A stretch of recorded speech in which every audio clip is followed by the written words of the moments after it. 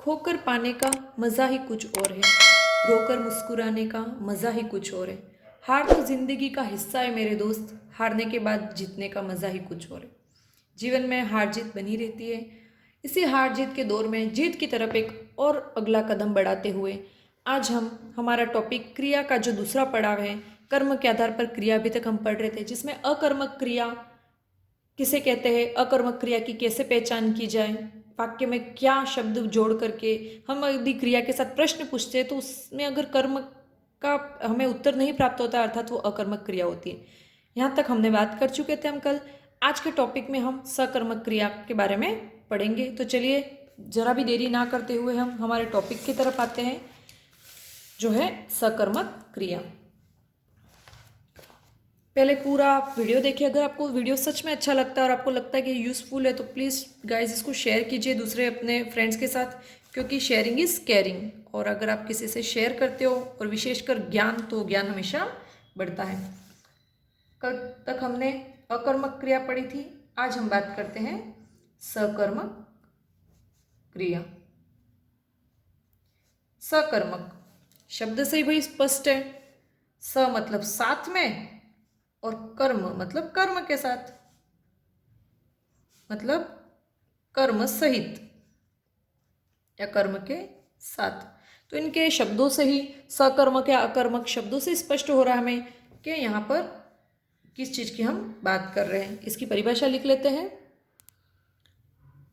जिस क्रिया के कार्य का फल कर्म पर पड़ता है उसे सकर्मक क्रिया कहते हैं। सकर्मक क्रिया में भी कर्म होगा, ये निश्चित बात है, और क्रिया का जो प्रभाव है या क्रिया का जो फल है वो किसको प्राप्त होगा, कर्म पर होगा। उदाहरण देखते हैं। विद्या चाय बना रही है, हमने कल के वीडियो में बात की। रही है, रहे, इसको तो छोड़ दीजिए आप। उसके पहले जो शब्द है बना, यह जो है वो हमारी क्रिया है। सबसे पहले वाक्य में हम क्रिया ढूंढेंगे। बना, तो ये बनाना क्रिया है, क्रिया होगी हमारी बनाना क्रिया। ठीक है। अब किसी भी वाक्य का निर्माण कर्ता कर्म क्रिया होती है। वाक्य का शुरू आत्म कर्ता, तो विद्या तो हो गई हमारे कर्ता, बनाना हो गई क्रिया। और इस क्रिया के साथ हम प्रश्न पूछते, विद्या क्या बना रही है। तो विद्या क्या बना रही है का उत्तर हमको क्या मिलता है, चाय। तो इससे हमें पता चलता है कि जो चाय शब्द है वो यहाँ पर क्या है, कर्म है।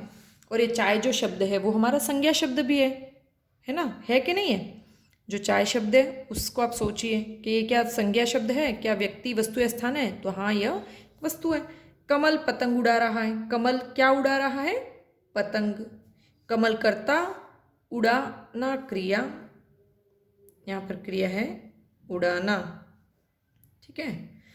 तो क्या उड़ा रहा है, तो उत्तर हो गया हमें क्या बना रही है, तो यहाँ पर चाय। क्या उड़ा रहा है, तो उत्तर हमें मिल गया पतंग। मतलब ये दोनों वाक्य सकर्मक क्रिया के। तो पतंग जो शब्द है वो यहाँ पर हमारे कर्म हो गया।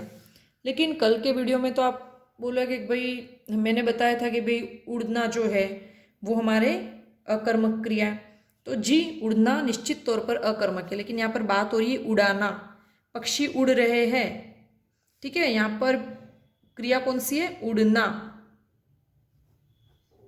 उड़ना क्रिया है और यहाँ पर हम बोल रहे उड़ाना, तो यहाँ पर उड़ाना क्रिया है। ठीक है।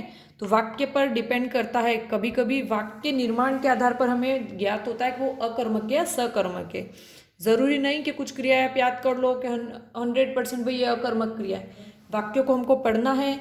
अगर उसमें कर्म है तो सीधी बात है वो सकर्मक वाक्य है। अगर कर्म नहीं है और क्रिया का प्रभाव कर्ता पर पड़ रहा है, कर्म का अभाव है, तो अकर्मक क्रिया हो जाएगी। हम इसको और भी डिटेल में आगे पढ़ते हैं। धोबी ने कपड़े धोए।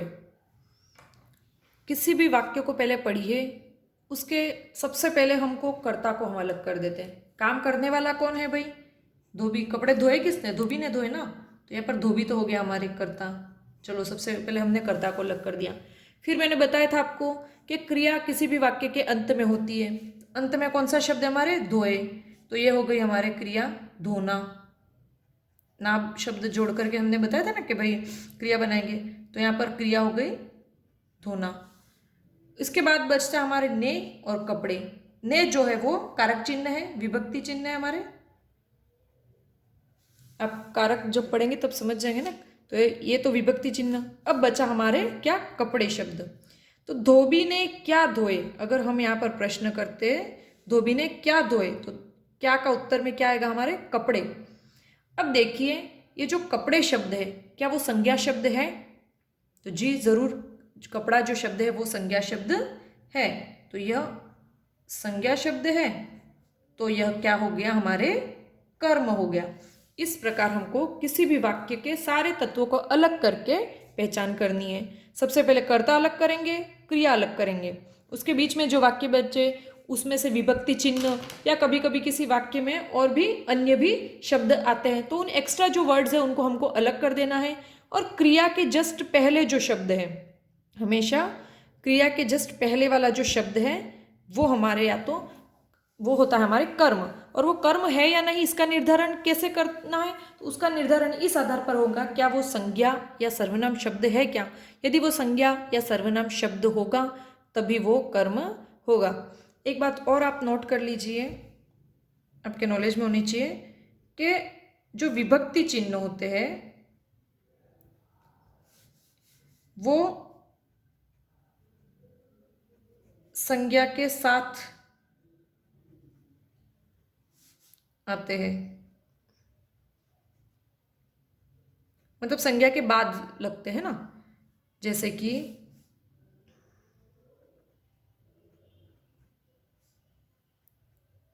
राम को, राम ने, इत्यादि जो भी, ठीक है। लेकिन विभक्ति चिन्ह सर्वनाम के साथ जुड़े होते हैं, सर्वनाम के साथ जुड़ जाते हैं। जैसे कि राम की जगह हम कह सकते हैं उसको, ठीक है, मुझको या मुझे, इस तरीके से। तो जो विभक्ति चिन्ह है वो संज्ञा शब्दों के तो बाद में आते हैं, जबकि सर्वनाम जो शब्द है उनके साथ जुड़ के ही उन्हीं के साथ जुड़े हुए होते हैं। तो हमें किसी भी वाक्य में कर्ता, कर्म, क्रिया और विभक्ति चिन्ह इन सभी को अलग करके देखना है। और क्रिया के जस्ट पहले जो शब्द है, यदि वो संज्ञा या सर्वनाम शब्द है तब वह क्या हो सकता है, हमारे कर्म होगा। लेकिन क्रिया के जस्ट पहले आने वाला शब्द ही हमेशा मुख्य कर्म होगा। किसी किसी वाक्य में एक से अधिक कर्म भी होते हैं, जैसे कि हम इसके आगे पढ़ेंगे। सकर्मक क्रिया के दो आधार होते हैं, एक कर्मक और द्विकर्मक। यह एक कर्मक का उदाहरण है। द्विकर्मक हम जब पढ़ेंगे तब एक से अधिक कर्म एक वाक्य में होंगे, तो तब हमें हमेशा मुख्य कर्म को ही देखना है, और मुख्य कर्म हमेशा क्रिया के जस्ट पहले ही होगा। तो हमें कर्म की पहचान करने के लिए कुछ काम करने हैं, उन कामों को हम लिख लेते हैं कि कर्म की पहचान कैसे करें। तो सबसे पहले कोई भी वाक्य होगा उसमें क्रिया देखना है, तो हम इसी वाक्य की यहाँ पर बात करते हैं। धोबी ने कपड़े धोए, तो सबसे पहले हमको क्रिया को अलग करना है, और क्रिया को अलग करने के लिए क्रिया वाक्य में, वाक्य के अंत में होगी। तो हमारे इस वाक्य में देखें तो हमारे होगा धोए, जिसका मतलब है धोना क्रिया, हमने इसको अलग कर दिया एक। फिर हमको उसके बाद क्या करता है, कर्ता को अलग करना है, कर्ता को अलग करना है। कर्ता हमारा हो गया कौन, धोबी, जो काम को करता है, करने वाला हो गया। हमने क्रिया और कर्ता दोनों को अलग कर दिया। अब क्रिया और कर्ता के बाद वाक्य में आने वाले विभक्ति चिन्हों को देखना है। वाक्य में आए विभक्ति चिन्ह, अब हमारे इस वाक्य की अगर बात करें तो धोबी ने कपड़े धोए, तो हमारा यहाँ पर कौन सा विभक्ति चिन्ह था? ने। तो इन विभक्ति चिन्हों को, वाक्य में विभक्ति चिन्ह को छाटे। सबसे पहले तो हमको छाटना है, ठीक है। अब उसके बाद हमको क्या करना है, वाक्य में जितने भी विभक्ति चिन्ह हैं को छोड़ करके उन सबको हटा देना है। तो वो चीज हम लिख लेते हैं। को विभक्ति चिन्ह को छोड़कर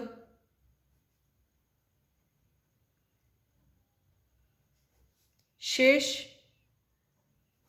सभी विभक्ति चिन्ह को हटाए। मतलब उन विभक्ति चिन्हों वाले शब्दों को हमको देखना ही नहीं है। जैसे धोबी ने, तो इस चीज को ही हमको अलग कर देना है, इससे कोई मतलब नहीं हमको धोबी ने। अब को जो है वो उसको छोड़ करके, मतलब को वाला जो विभक्ति चिन्ह जुड़ा हुआ जो शब्द होगा उस शब्द को हमको देखना है। अब यहाँ पर जिस शब्द के पीछे को विभक्ति चिन्ह लगा है उस विभक्ति चिन्ह मतलब को हटा करके को से रहित उस शब्द को देखे। अगर वो शब्द संज्ञा शब्द है और उसके क्रिया के लिए आया है तो तब वो कर्म होगा। तो यहाँ पर इस चीज को लिख देते हैं, को विभक्ति चिन्ह वाला शब्द, मतलब जिसके बाद को विभक्ति चिन्ह लगा वो शब्द यदि संज्ञा या सर्वनाम शब्द है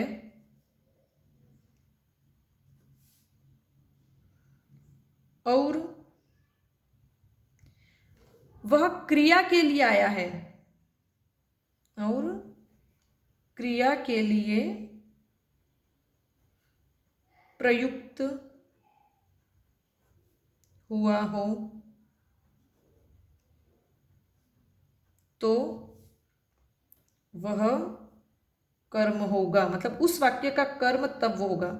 तो आपको 5 चीजें देखनी है। कर्म का पता कैसे करें? तो सबसे पहले तो क्रिया को अलग कर दो, फिर कर्ता को छाट दो। अब वाक्य में कर्ता और क्रिया को छोड़ करके कुछ और भी, कभी कभी कुछ बड़े वाक्य भी आते हैं जो हम देखेंगे बहुत ही जल्द। हम उसका एग्जाम्पल देखकर मैं बताती हूँ आपको। तो उन विभक्ति चिन्हों को छाट देना है। ने, में, पर, बहुत सारे कारक चिन्ह होते हैं। वो कारक विभक्ति चिन्ह है वो आपको ध्यान में होने चाहिए। कारक वाले टॉपिक में हम इस बात पे डिस्कस करेंगे। तो को छोड़कर बाकी सारे विभक्ति चिन्हों को तो हमको ध्यान ही नहीं देना है, लेकिन जिस शब्द के बाद को विभक्ति चिन्ह लगा है तो उस को छोड़ करके उसके आगे जो शब्द है वो शब्द क्या संज्ञा है सर्वनाम शब्द है, पहले तो ये बात देखनी है। और अगर वो संज्ञा शब्द है या सर्वनाम शब्द है और वो क्रिया के लिए प्रयुक्त है तब वह कर्म कहलाएगा। उदाहरण देखते हम इसका। महिमा ने संगीत प्रतियोगिता में प्रथम पुरस्कार जीता। हमने 5 पॉइंट थे, उसमें पहला पॉइंट क्या था हमारे? सबसे पहले हम क्या करेंगे? नंबर 1 क्रिया को अलग करना है। क्रिया हो गई हमारी जीतना, ठीक है। नंबर 2 पे हमने देखा क्या करेंगे, हम कर्ता को अलग कर देंगे। कार्य को किसने जीती? तो महिमा ने। तो महिमा यहाँ पर हो गई वाक्य की कर्ता। उसके बाद हमने देखा था कि भाई तीसरा पॉइंट था विभक्ति चिन्हों को छाटना है। तो महिमा ने प्रतियोगिता में, ठीक है। तो यहाँ पर हमारे पास 2 विभक्ति चिन्ह है। विभक्ति चिन्ह वीची लिख रही हूँ ना मैं शॉर्ट टर्म में, विभक्ति चिन्ह। अब हमने विभक्ति चिन्ह भी छाट लिए। अब क्या ने और में है, लेकिन हमारे पास को विभक्ति चिन्ह नहीं है। यदि को होता तब वो सकर्मक होता। और हमने कहा था कि भाई को छोड़कर कोई भी विभक्ति चिन्ह है तो उन शब्दों को हमको ध्यान में ही नहीं देना। मतलब महिमा के बाद आया ने विभक्ति चिन्ह, तो इस ना महिमा से हमको मतलब है ना संगीत प्रतियोगिता में, तो ना ही हमें संगीत प्रतियोगिता इस पूरे शब्दांश से कोई मतलब है। पीछे आता प्रथम पुरस्कार जीता। तो अब जीता क्रिया के जस्ट पहले क्या शब्द आया है हमारे? पुरस्कार। तो हम कर्म क्या है उसका बताने के लिए हम बोलेंगे क्या जीता भाई? तो क्या का उत्तर क्या आ गया? पुरस्कार, ठीक है। तो यहां पर ये जो पुरस्कार शब्द है वो हमारे क्या हो गया? कर्म। तो इस कर्म तक आने के पहले हमने कितनी स्टेप्स क्लियर की?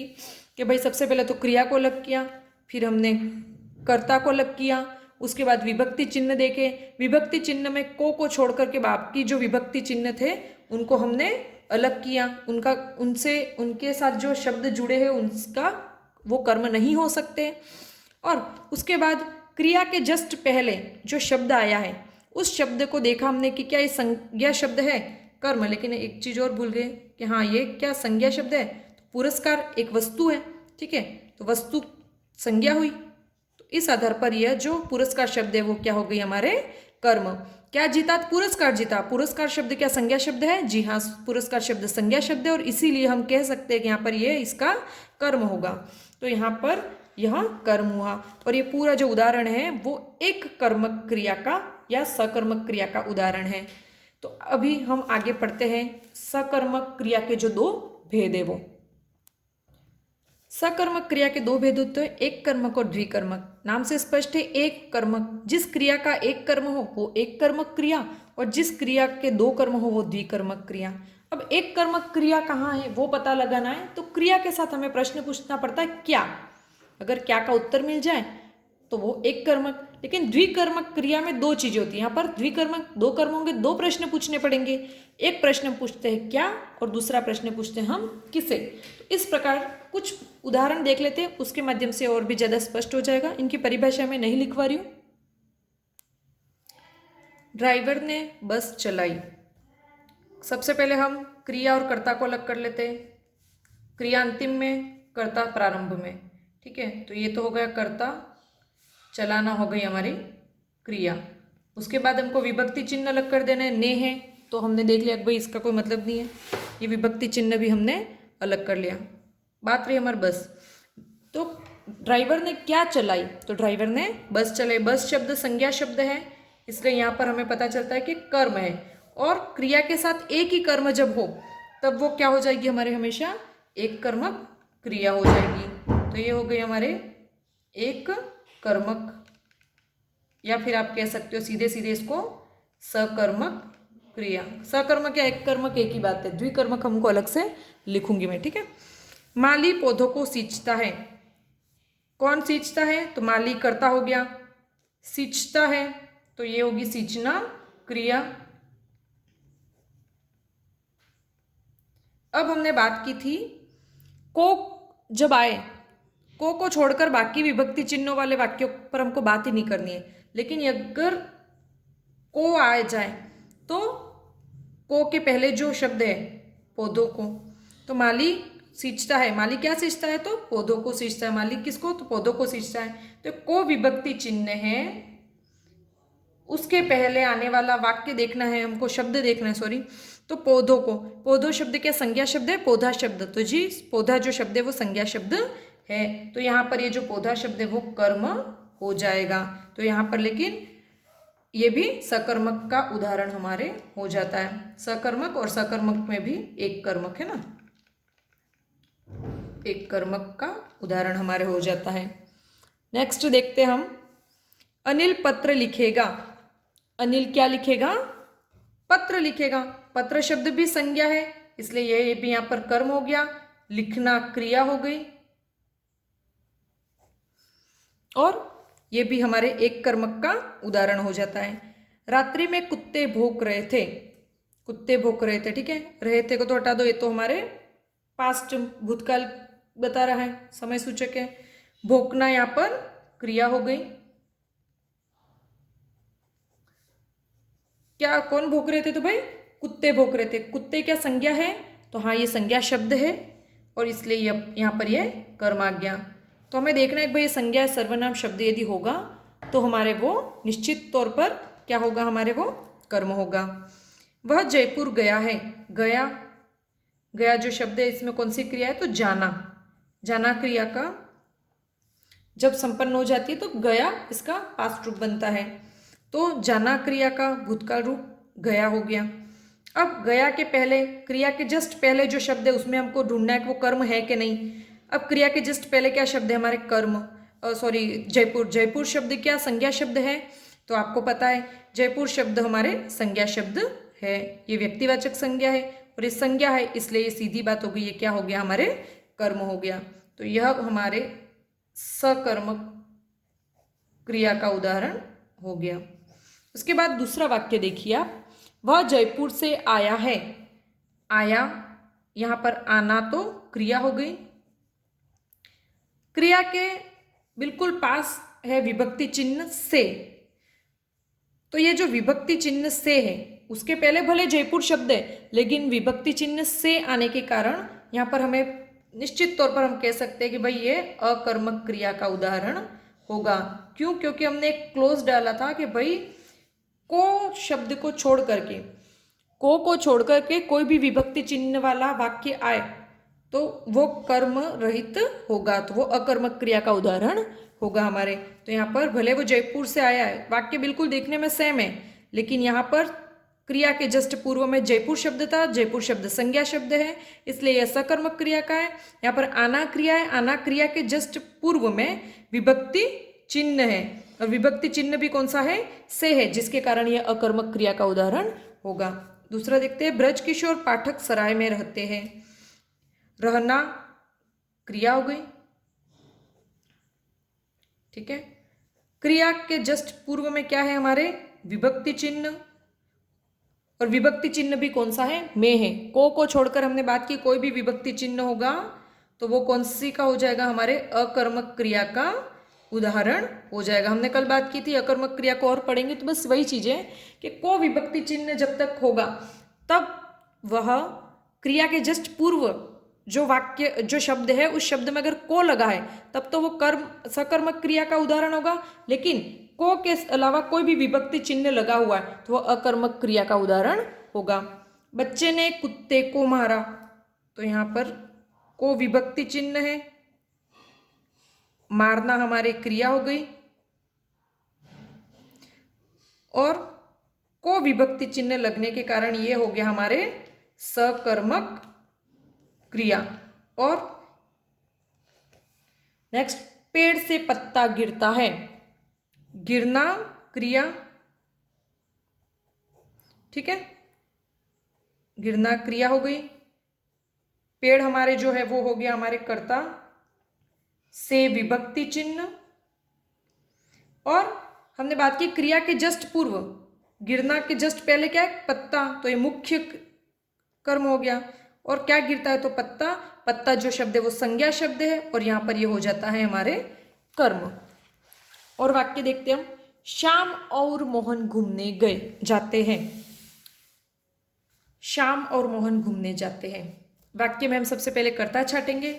इस वाक्य में आप देख सकते हो सबसे पहले जाते हैं, तो ये हो गई जाना क्रिया,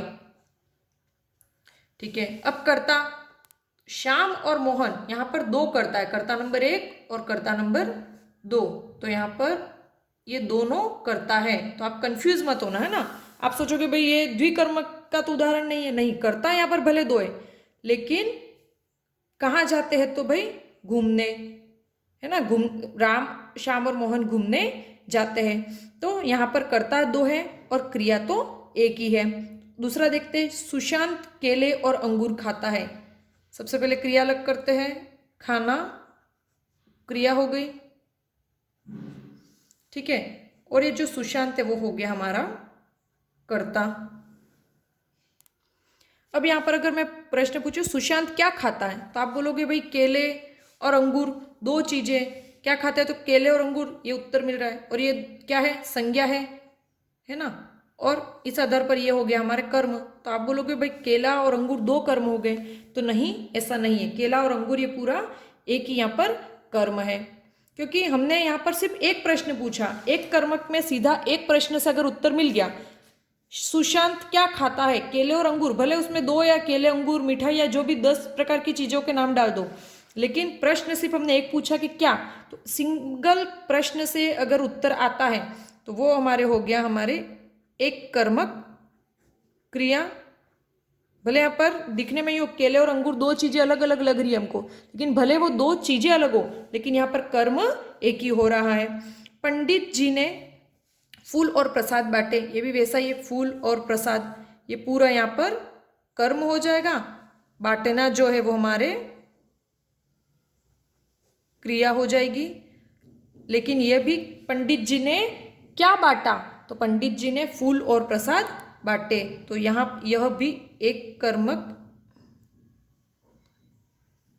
क्रिया का ही उदाहरण है। लेकिन आगे हम वाक्य देखते हैं। अध्यापिका ने बच्चों को हिंदी पढ़ाई। सबसे पहले हम कर्ता अलग करते हैं। अध्यापिका कर्ता होगी, क्रिया अंतिम में, वाक्य के अंतिम में होती है, तो पढ़ना जो है वो हमारे क्रिया हो गई जिसका रूप बना पढ़ाई। अब बचा हमारे अध्यापिका ने बच्चों को हिंदी पढ़ाई। ने क्या है हमारे यहाँ पर वाक्य में? विभक्ति चिन्ह। अब बच्चों को हिंदी, दूसरा विभक्ति चिन्ह है हमारे को। तो हमने बात की थी भाई को के पहले जो शब्द होगा वो हमारे सकर्मक क्रिया का उदाहरण है। तो को के पहले जो है वो हमारे क्या हो गया? बच्चों को, ये पूरा। और दूसरा आता है हिंदी। अब आप बोलोगे भाई इसमें बच्चों को है कि हिंदी? पढ़ना क्रिया के जस्ट पहले क्या है? शब्द हिंदी। तो अध्यापिका ने बच्चों को क्या पढ़ाई? तो मैंने पूछा प्रश्न क्या, उत्तर आया हिंदी।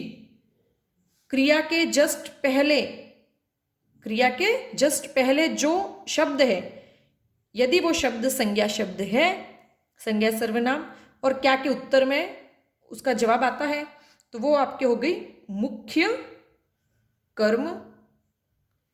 और बच्चों ने, अध्यापिका ने किसको या किसे हिंदी पढ़ाई? अगर मैं पूछूं किसे या किसको हिंदी पढ़ाई और उसका जवाब आता है बच्चों को, और को विभक्ति चिन्ह हमने बोला कि भाई को विभक्ति चिन्ह से पता चलता है कि वो सकर्मक क्रिया का उदाहरण है। तो किसे पढ़ाई, तो किसे का उत्तर जो मिलता है वो हो गया हमारे गौण कर्म। तो एक कर्मक और द्विकर्मक, ये यहाँ पर दो कर्म हुए अलग अलग, मुख्य कर्म और गौण कर्म। और यहाँ पर हमने दो प्रश्न पूछे, क्या और किसे। जबकि इसके पहले के हम उदाहरण देखें तो उसमें सीधा हमने एक ही प्रश्न था, क्या, और क्या से उत्तर हमको मिल रहा था। तो पंडित जी ने क्या बांटा, तो फूल और प्रसाद। सुशांत ने क्या खाया, तो केले और अंगूर। तो इन वाक्यों से हमें पता चल रहा है। लेकिन अध्यापिका ने बच्चों को हिंदी पढ़ाई। अध्यापिका ने क्या पढ़ाई? हिंदी पढ़ाई। किसे पढ़ाई? तो बच्चों को। तो दो प्रश्न पूछने पर हमें दो अलग अलग उत्तर मिल रहे हो, तो वहां पर दो कर्म है, दो अलग अलग कर्म है, इसलिए यह द्विकर्मक का उदाहरण हुआ। लेकिन यहाँ पर भले हमको वाक्य का निर्माण ऐसे कि उसके माध्यम से हमें यूं लग रहा है कि भाई यहाँ पर दो कर्म है, लेकिन वो कर्म दो नहीं है, वो सिर्फ एक कर्म के दो भाग है। और यहाँ पर कर्म एक ही हो रहा है, बांटना और खाना, और उसका सीधा मतलब क्रिया एक ही हो रही है जिसका प्रभाव इस कर्म पर पड़ रहा है। और यहाँ पर ये एक कर्मक के उदाहरण है। कुछ और उदाहरण भी हम देखते हैं। बच्चों ने बंदरों को केले दिए। सबसे पहले कर्ता और क्रिया दोनों हमने अलग किए। दिए, देना क्रिया हो गई है ना, देना क्रिया। बच्चों ने क्या दिए, तो केले पहला कर्म, और किसको दिए, तो बंदरों को, ये दूसरा कर्म। तो यहाँ पर वाक्य में दो कर्म है, केले और बंदरों को है, को विभक्ति चिन्ह वाले वाक्य हमेशा जो है वो सकर्मक क्रिया वाले होंगे। काव्या ने शिल्पी को उपहार दिया। दिया देना क्रिया, क्या दिया, तो उपहार पहला कर्म, और शिल्पी को ये हो गया दूसरा कर्म। तो ये दोनों हो गए द्विकर्मक क्रिया का उदाहरण, ये भी द्विकर्मक। नौकर कुत्ते को दूध पिलाता है। यहाँ पे हो गई हमारी क्रिया पिलाना। क्रिया नौकर हो गया हमारा कर्ता। नौकर क्या पिलाता है, तो नौकर दूध पिलाता है, ये मुख्य कर्म। और किसको पिलाता है, तो कुत्ते को पिलाता है, ये हो गया हमारे गौण कर्म। ठीक है। तो मुख्य कर्म हमेशा कौन सा होगा, जो क्रिया के जस्ट पहले होगा वो हमारे मुख्य कर्म हो जाएगा। और मुख्य कर्म के पहले जो अगर को विभक्ति चिन्ह के साथ कोई शब्द है तो वो हमारे हो जाएगा गौण कर्म। राम ने रावण को बाण मारा।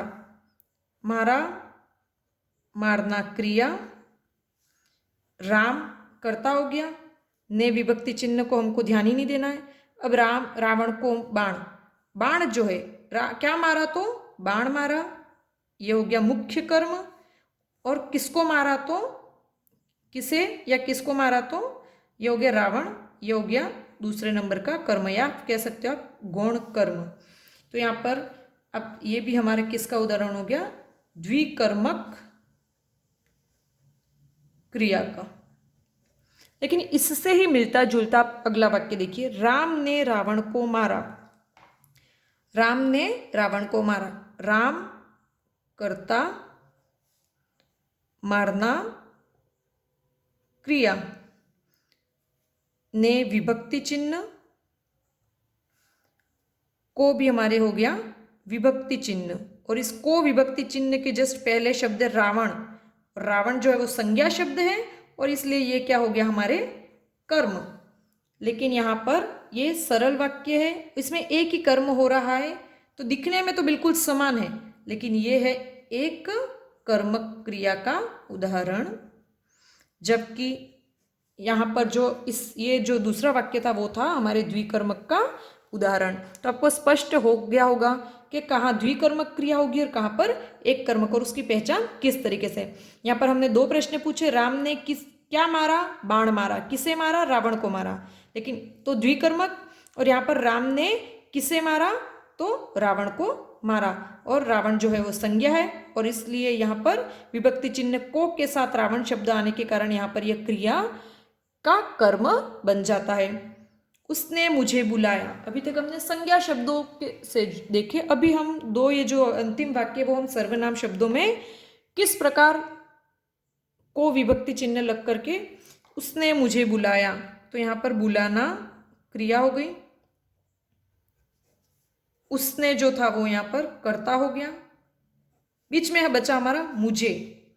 तो ये जो मुझे है वो मैं का कर्म कारक का रूप है, ठीक है, ये मुझे है मुझको, मुझे में ही को विभक्ति चिन्ह जुड़ गया है, इसलिए यहाँ पर ये जो मुझे है वो क्या है कर्म, और इसलिए यहाँ पर ये भी वाक्य एक कर्मक या फिर आप कह सकते हो सकर्मक क्रिया का उदाहरण है। अंतिम, राम ने उसको सिखाया, सिखाना हमारी क्रिया हो गई, उसके साथ ये सर्वनाम, सर्वनाम प्लस को विभक्ति चिन्ह लग गया हमारे, ठीक है, सर्वनाम के साथ को विभक्ति चिन्ह, और को विभक्ति चिन्ह जहां पर लगेगा वो हमने बोल दिया था, इसलिए यहां पर ये बन जाता है कर्म, और इसलिए यह वाक्य भी किसका उदाहरण हो गया हमारे एक कर्मक या सकर्मक क्रिया का उदाहरण हो गया। तो सकर्मक और अकर्मक का भेद आपको सिर्फ इससे पता चलेगा कि वाक्य में एक प्रश्न पूछकर सीधा उत्तर आ जाता तो एक कर्मक, और वाक्य में दो प्रश्न पूछने पड़ते क्या और किसे,